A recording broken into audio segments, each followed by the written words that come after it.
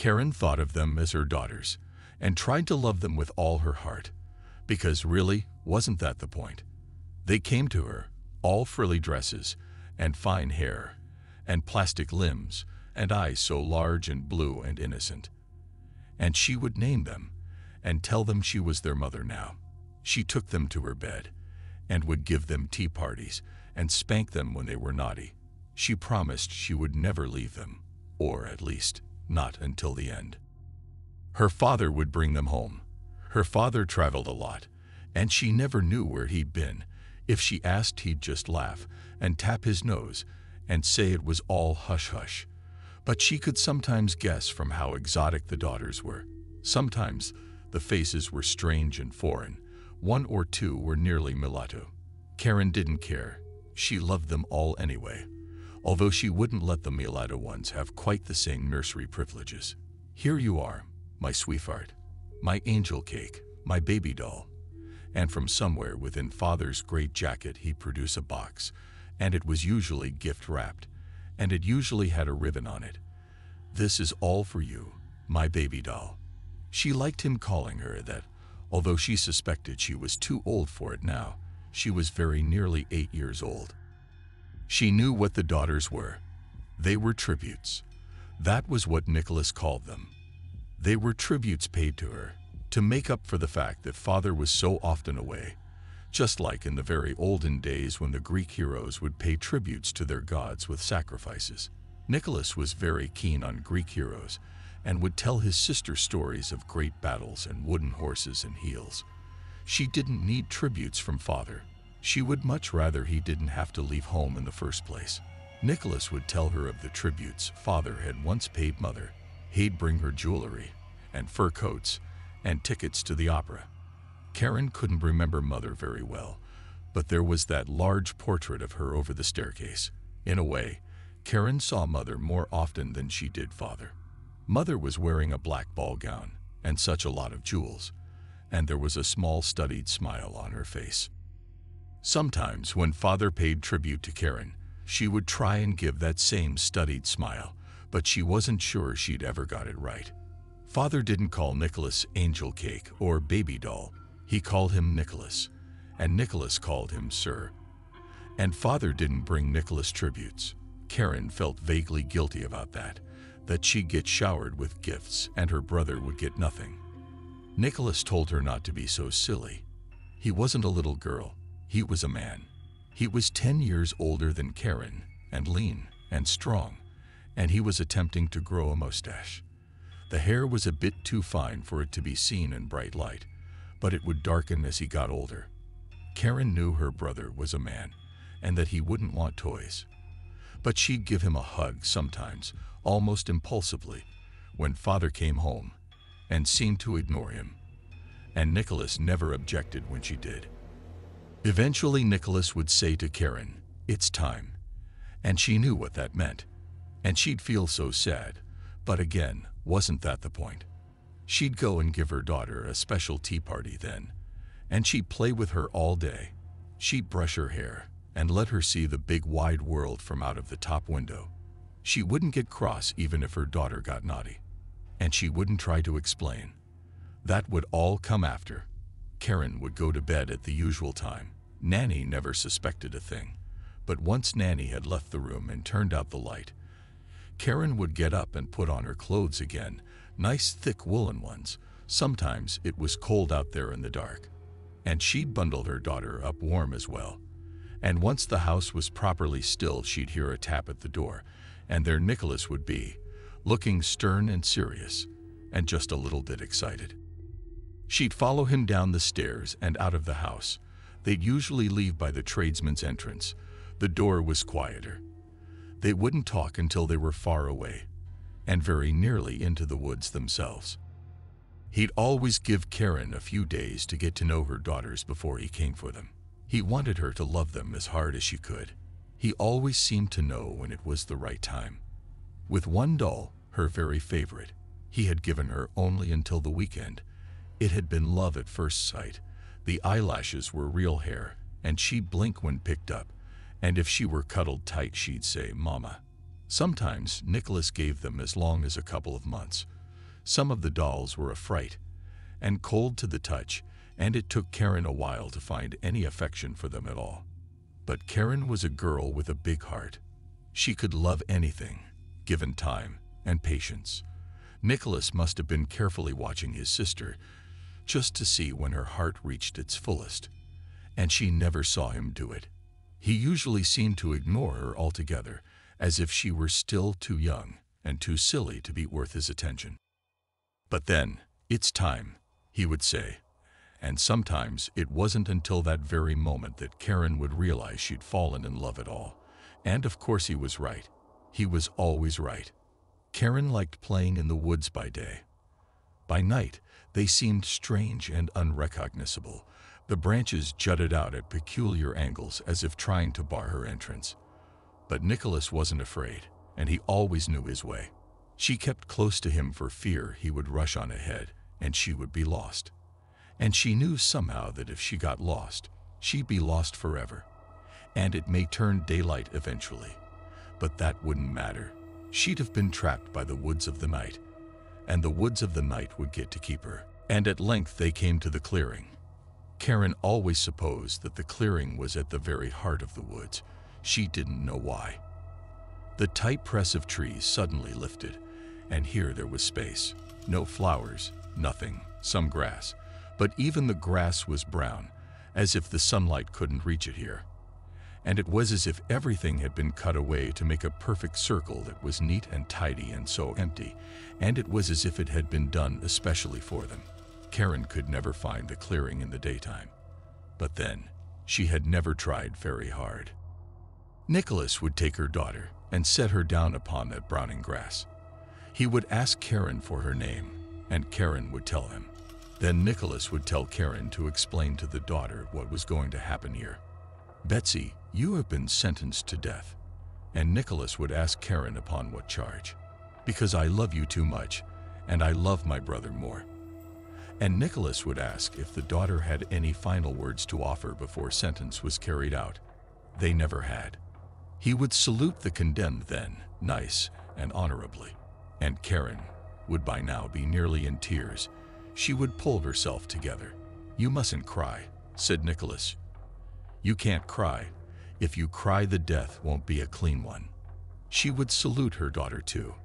What happened next would always be different. When he'd been younger, Nicholas had merely hanged them. He'd put rope around their little necks and take them to the closest tree and let them drop down from the branches. And there they'd swing for a while, their faces still frozen with trusting smiles. As he'd become a man, he'd found more inventive ways to dispatch them. He'd twist off their arms. He'd drown them in buckets of water he'd already prepared. He'd stab them with a fork. He'd say to Karen, "And how much do you love this one?" And if Karen told him she loved her very much, so much the worse for her daughter.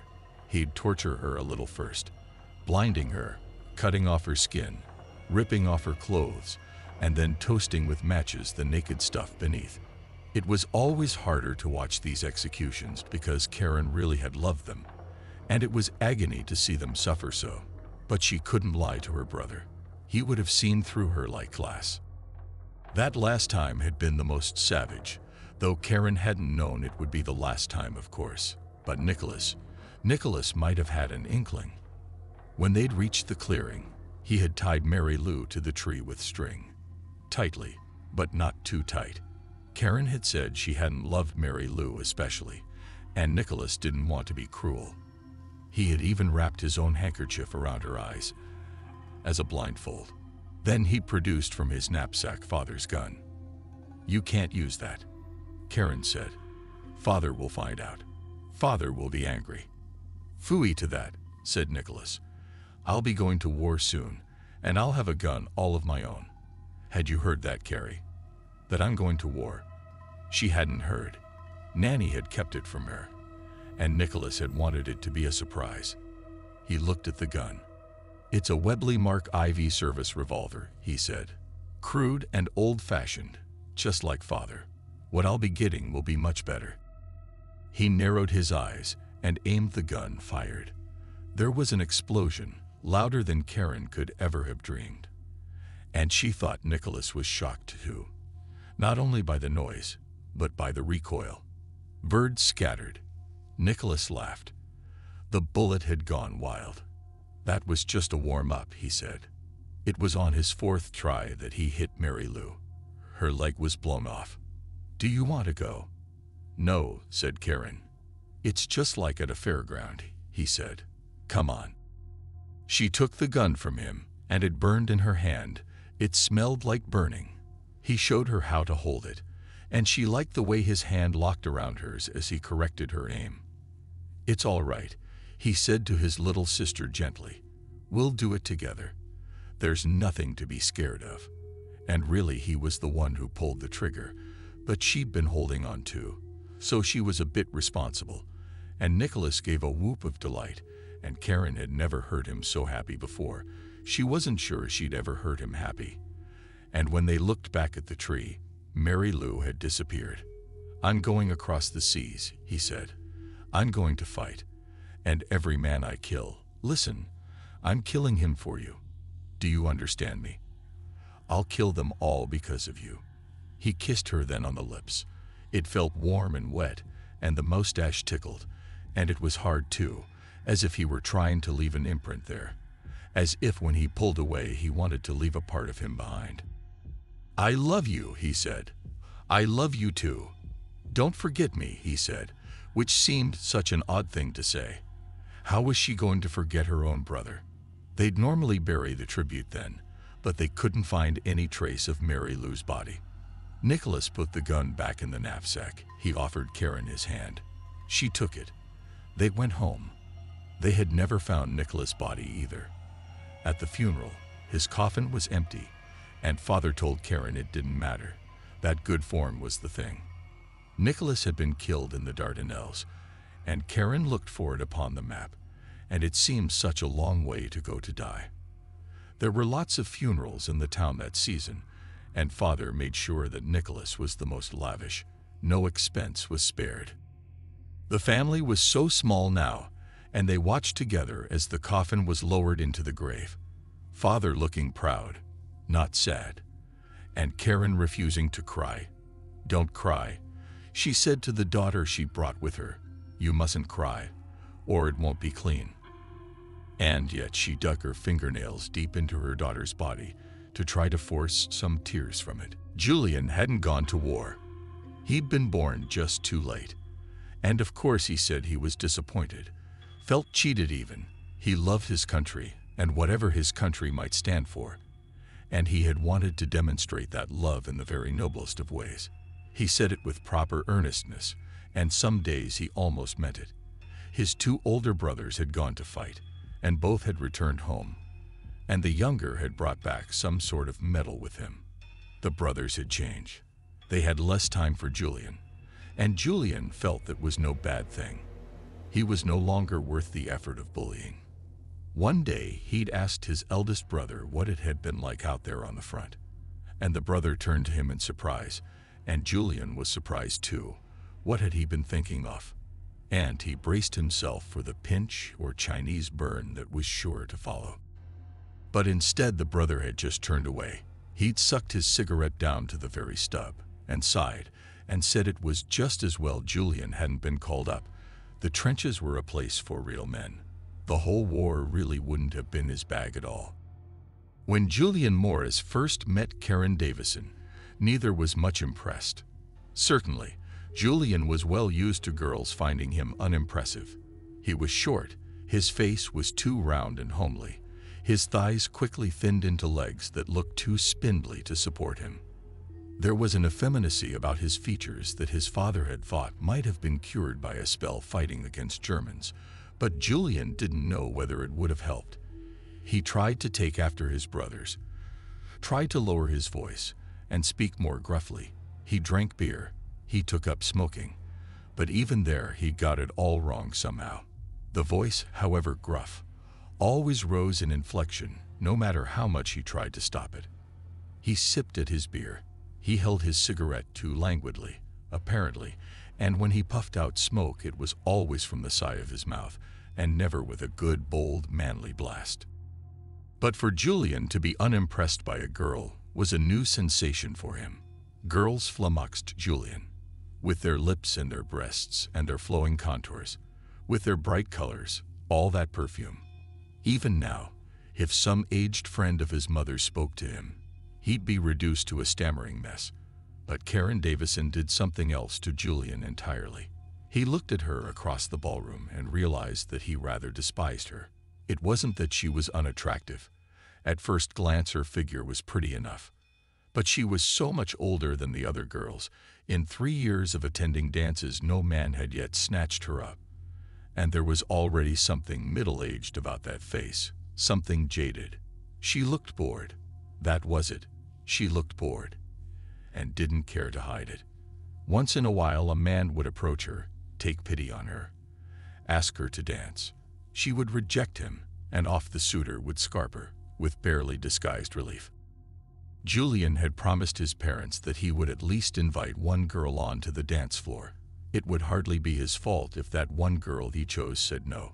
He could return home. He'd be asked how he had got on. And if he were clever, he might even be able to phrase a reply that concealed the fact he'd been rejected. Julian was no good at lying outright. His voice would squeak, and he would turn bright red. But not telling the truth. He'd had to find a way of mastering it. He approached the old maid. Now that she was close, he felt the usual panic rise within him, and he fought it down. Look at her, he told himself. Look at how hard she looks, like stone. She should be grateful you ask her to dance. He'd reached her. He opened his mouth to speak, realized his first word would be a stutter, put the word aside, found some new word to replace it, cleared his throat. Only then did the girl bother to look up at him. There was nothing welcoming in that expression, but nothing challenging either. She looked at him with utter indifference. A dance, he said. Like, would you? And stupidly opened out his arms, as if to remind her what a dance was, as if without her he'd simply manage on his own in dumb show. She looked him up and down, judging him, blatantly judging him. Not a smile upon her face. He waited for the refusal. Very well, she said then, though without any enthusiasm. He offered her his hand, and she took it by the fingertips and rose to her feet. She was an inch or two taller than him. He smelled her perfume and didn't like it. He put one hand on her waist. The other was left gently brushing against her glove. They danced. She stared at his face, still quite incuriously, but it was enough to make him blush. You dance well, she said. Thank you. I don't enjoy dancing. Then let us, by all means, stop. He led her back to her chair. He nodded at her stiffly and prepared to leave, but she gestured towards the chair beside her, and he found himself bending down to sit in it. Are you enjoying the ball? He asked her. I don't enjoy talking either. I see. And they sat in silence for a few minutes. At one point, he felt he should get up and walk away, and he shuffled in his chair to do so. And at that she turned to look at him, and managed a smile, and for that alone he decided to stay a little while longer. Can I at least get you a drink? She agreed, so he went to fetch her a glass of fizz. Across the room, he watched as another man approached and asked her to dance, and he suddenly felt a stab of jealousy that astonished him.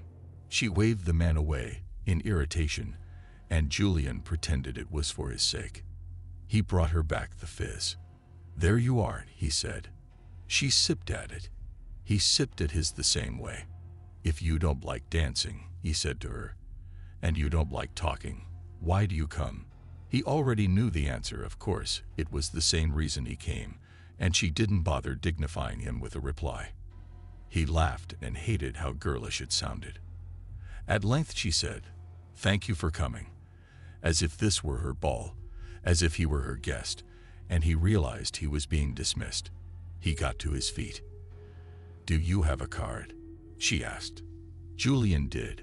She took it, put it away without reading it, and Julian waited beside her for any further farewell, and when nothing came, he nodded at her once more and left her. The very next day, Julian received a telephone call from a Mr. Davison, who invited him to have dinner with his daughter at his house that evening. Julian accepted, and because the girl had never bothered to give him her name, it took Julian a fair little time to work out who this Davison fellow might be. Julian wondered whether the evening would be formal and so overdressed, just for safety's sake. He took some flowers. He rang the bell, and some hatchet-faced old woman opened the front door. She showed him in. She told him that Mr. Davison had been called away on business and would be unable to dine with him that evening. Mistress Karen would receive him in the drawing room. She disappeared with his flowers, and Julian never saw them again, and had no evidence indeed that Mistress Karen would ever see them either. At the top of the staircase, Julian saw there were two portraits. One was a giantess, a bejeweled matriarch sneering down at him, and Julian could recognize in her features the girl he had danced with the night before, and he was terrified of her, and he fervently hoped that Karen would never grow up to be like her mother. The other portrait, much smaller, was of some boy in army uniform. Karen was waiting for him. She was wearing the same dress she had worn the previous night. "I'm so glad you could come," she intoned. "I'm glad you invited me. Let us eat." So they went into the dining room and sat either end of a long table. The hatchet face served them soup. "Thank you, Nanny," Karen said. Julian tasted the soup. The soup was good. "It's a very grand house," said Julian. "Please, there's no need to make conversation." "All right." The soup bowls were cleared away. Chicken was served, and after that, a trifle. "I like trifle," said Karen, and Julian didn't know whether he was supposed to respond to that, and so he smiled at her, and she smiled back, and that all seemed to work well enough. Afterwards, Julian asked whether he could smoke. Karen said he might. He offered Karen a cigarette, and she hesitated, and then said she would like that. So Julian got up and went around the table and lit one for her. Julian tried very hard to smoke in the correct way, but it still kept coming out girlishly. But Karen didn't seem to mind.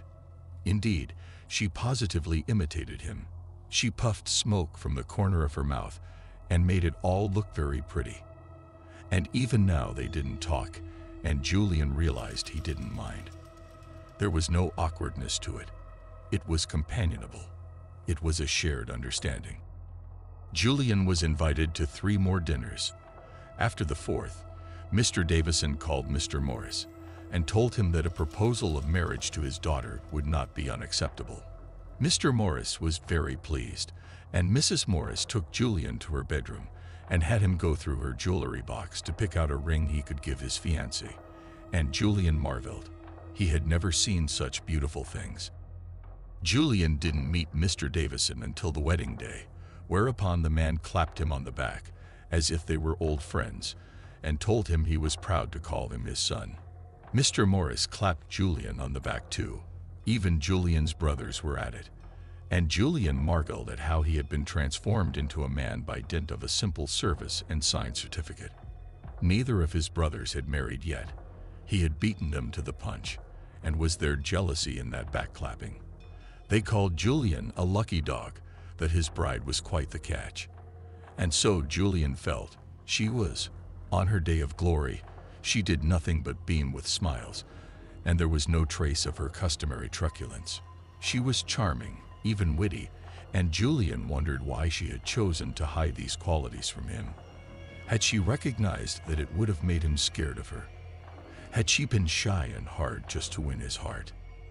Julian thought this might be so, and in that belief discovered that he did love her. He loved her after all. And maybe, in spite of everything, the marriage might just work out. For a wedding present, the families had bought them a house in Chelsea. It was small, but perfectly situated, and they could always upgrade when they had children. As an extra present, Mr. Davison had bought his daughter a doll, a bit of a monstrosity, really about the size of a fat infant, with blonde curly hair and red lips as thick as a darkie's, and wearing its own imitation wedding dress. Karen seemed pleased with it. Julian thought little about it at the time. They honeymooned in Venice for 2 weeks in a comfortable hotel near the Rialto. Karen didn't show much interest in Venice. No, that wasn't true. She said she was fascinated by Venice, but she preferred to read about it in her guidebook. Outside there was noise, and people, and stink. She could better experience the city indoors. Julian offered to stay with her, but she told him he was free to do as he liked. So in the daytime he'd leave her, and he'd go and visit St. Mark's Square, climb the basilica, take a gondola ride. In the evening he'd return, and over dinner he'd try to tell her all about it. She'd frown and say there was no need to explain. She'd already read it all in her Baedeker. Then they would eat in silence. On the first night, he'd been tired from travel. On the second, from sightseeing. On the third night, Karen told her husband that there were certain manly duties he was expected to perform. Her father was wanting a grandson. For her part, she wanted lots of daughters. Julian said he would do his very best and drank half a bottle of claret to give him courage. She stripped off, and he found her body interesting and even attractive, but not in the least arousing. He stripped off too. "Oh," she said, "but you have hardly any hair. I've got more hair than you." And it was true. There was a faint buzz of fur over her skin and over his next to nothing. Just the odd clump where nature had started work, rethought the matter, given up. Karen laughed, but it was not unkind. She ran her fingers over his body. "It's so smooth. How did you get it so smooth?" "Wait a moment," she then said, and hurried to the bathroom. She was excited. Julian had never seen his wife excited. She returned with a razor. "Let's make you perfect," she said. She soaked him down and shaved his body bald. She only cut him twice, and that wasn't her fault. That was because he'd moved. She left him only the hairs on his head. And even there, she plucked the eyebrows and trimmed his fine wavy hair into a neat bob. "There," she said, and looked over her handiwork proudly and ran her hands all over him. And this time there was nothing that got in their way. And at that, he tried to kiss her, and she laughed again and pushed him away. "No, no," she said. "Your duties can wait until we're in England. We're on holiday." So he started going out at night as well, with her blessing. He saw how romantic Venice could be by moonlight. He didn't know Italian well, and so could barely understand what the ragazzi said to him. But it didn't matter. They were very accommodating. And by the time he returned to his wife's side, she was always asleep. The house in Chelsea had been done up for them, ready for their return. He asked her whether she'd like him to carry her over the threshold. She looked surprised at that, and said he could try. She lay back in his arms, and he was expecting her to be quite heavy, but it went all right really, and he got her through the doorway without doing anything to disgrace himself. As far as he'd been aware, Karen had never been to the house before, but she knew exactly where to go, walking straight to the study, and to the wooden desk inside, and to the third drawer down. "I have a present for you," she said, and from the drawer she took a gun. "It was my brother's," she said. "Oh, really? It may not have been his, but it's what they gave us anyway." She handed it to Julian. Julian weighed it in his hands. Like his wife, it was lighter than he'd expected. "You're the man of the house now," Karen said. There was no nanny to fetch them dinner. Julian said he didn't mind cooking. He fixed them some eggs. He liked eggs. After they'd eaten, and Julian had rinsed the plates and left them to dry, Karen said that they should inspect the bedroom. And Julian agreed. They'd inspected the rest of the house. That room, quite deliberately, both had left as yet unexplored. The first impression that Julian got as he pushed open the door was pink, that everything was pink. The bedroom was unapologetically feminine, that blazed out from the soft pink carpet, and the wallpaper of pink rose on pink background. And there was a perfume to it too, the perfume of Karen herself, and he still didn't much care for it. That was before he saw the bed. He was startled and gasped, and then laughed at himself for gasping. The bed was covered with dolls. There were at least a dozen of them, all pale plastic skin and curls and lips that were ruby red, and some were wearing pretty little hats, and some carrying pretty little nosegays, all of them in pretty dresses. In the center of them, in pride of place, was the doll Karen's father had given as a wedding present, resplendent in her wedding dress, still fat, her facial features smoothed away beneath that fat, sitting amongst the others like a queen. And all of them were smiling, and all of them were looking at him, expectantly, as if they'd been waiting to see who it was they'd heard climb the stairs, as if they'd been waiting for him all this time. Julian said, well, we won't be able to get much sleep with that lot crowding about us. He chuckled. I mean, I won't know which is which. Which one is just a doll, and which one my pretty wife. He chuckled. Well, Karen said, gifts from my father. I've had some since I was a little girl. Some of them have been hanging about for years. Julian nodded. Karen said, but I'm yours now. Julian nodded again. He wondered whether he should put his arms around her. He didn't quite like to, not with all the dolls staring. I love you, said Karen. Or rather, I'm trying. I need you to know, I'm trying very hard. And for a moment Julian thought she was going to cry, but then he saw her blink back the tears. Her face was hard again. But I can't love you fully, not whilst I'm loving them. You have to get rid of them for me. Well, yes, said Julian. I mean, if you're sure that's what you want. Karen nodded grimly. It's time. And long overdue. She put on her woolen coat then. She said it would be cold out there in the dark. And she bundled up the dolls too, each and every one of them, and began putting them into Julian's arms. There's too many, he said. I'll drop them. But Karen didn't stop, and soon there were arms and legs poking into his chest. He felt the hair of his wife's daughters scratching under his chin. Karen carried just one doll herself, her new doll. She also carried the gun. It had been a warm summer's evening, not quite yet dark. When they stepped outside, it was pitch, only the moonlight providing some small relief, and that grudging. The wind bit, and Chelsea, the city bustle, the pavements, the pedestrians, the traffic. Chelsea had gone, and all that was left was the house. Just the house, and the woods ahead of them.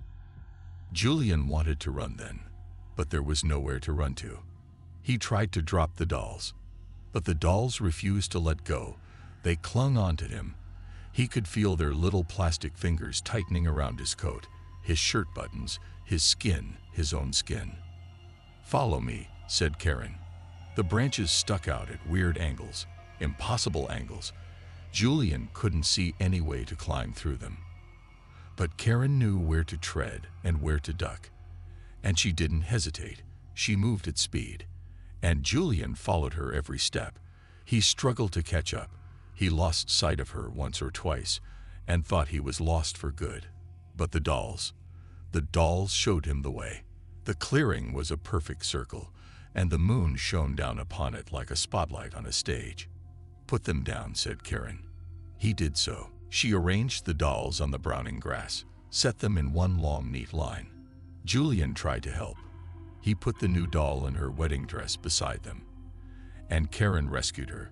It's not her time yet, she said, but she needs to see what will one day happen to her. And what is going to happen? Her reply came as if the daughters themselves had asked. Her voice rang loud, with a confidence Julian had never heard from her before.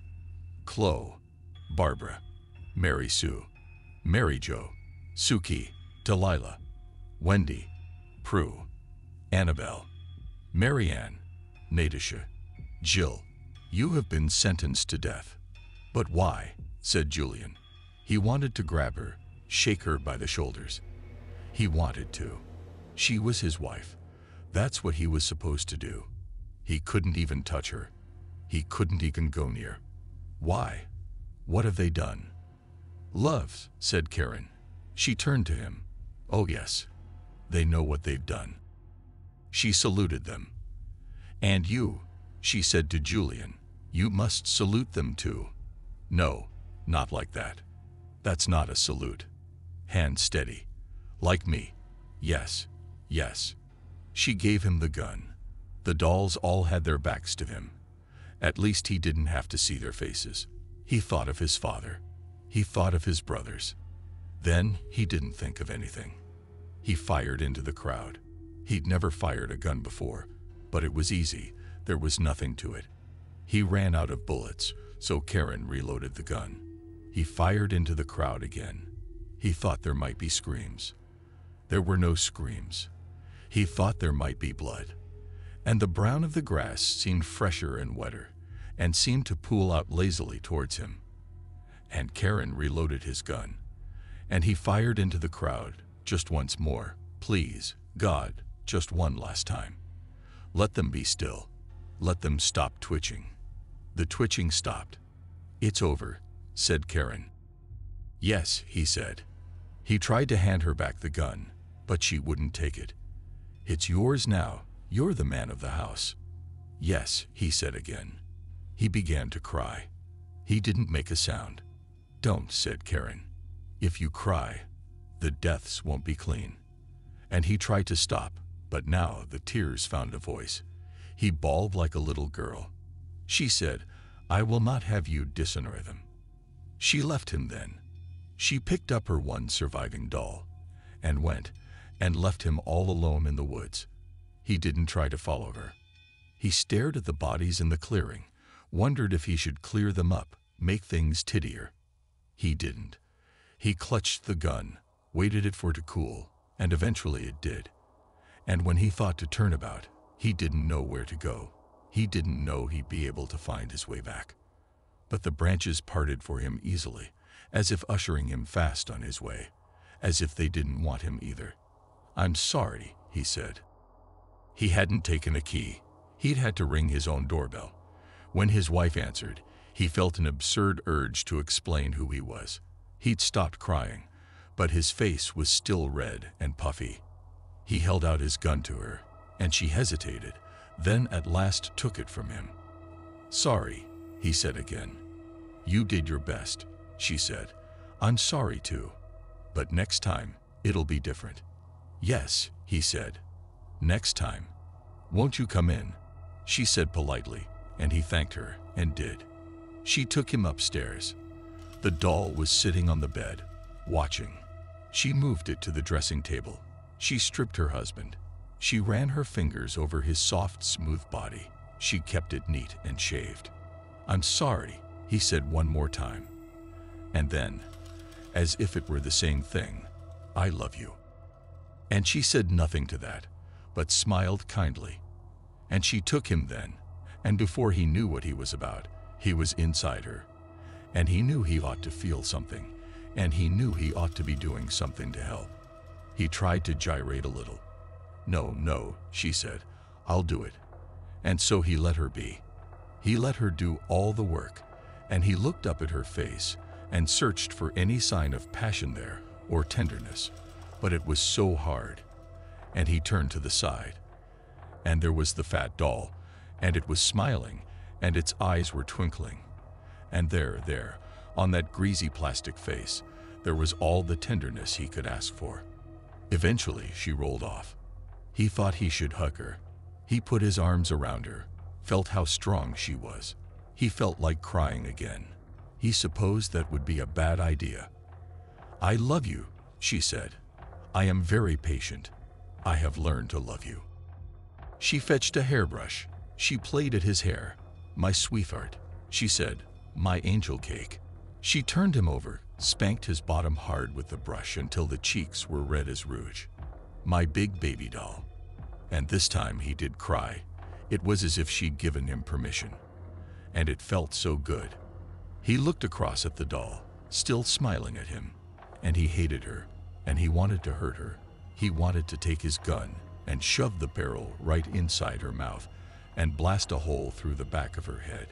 He wanted to take his gun and bludgeon with it, blow after blow, and he knew how good that would feel, the skull smashing, the wetness. And this time he wouldn't cry. He would be a real man. I love you, she said again, with all my heart. She pulled back from him and looked him in the face, sizing him up, as she had that first time they'd met. She gave him a salute. He giggled at that. He tried to raise his own arm to salute back, but it wouldn't do it. He was so very silly. There was a blur of something brown at the foot of the bed, something just out of the corner of his eye, and the blur seemed to still, and the brown looked like a jacket maybe, trousers, a uniform. He tried to cry out, in fear or at least in surprise, but there was no air left in him. There was the smell of mud, so much mud. Who'd known mud could smell? And a voice to the blur, a voice in spite of all. Is it time? He didn't see his wife's reaction, nor hear her reply. His head jerked, and he was looking at the doll again, and she was the queen doll, the best doll, so pretty in her wedding dress. She was his queen, and he thought she was smiling even wider, and that she was pleased he was offering her such sweet tribute.